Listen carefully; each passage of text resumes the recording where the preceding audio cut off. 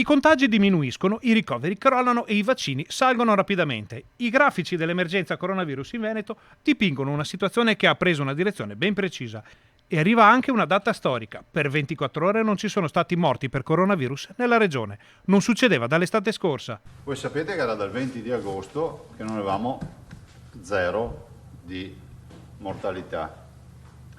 L'ultima data è il 20 agosto 2020 e dopodiché abbiamo avuto ovviamente mortalità variabili, con giorni minimali, con giorni in maniera importante. Zaia interviene anche sulla situazione che si è venuta a creare in seguito alla decisione da parte del Ministero, CTS e AIFA di destinare AstraZeneca esclusivamente agli over 60. Noi applichiamo pedissequamente quello che c'è scritto.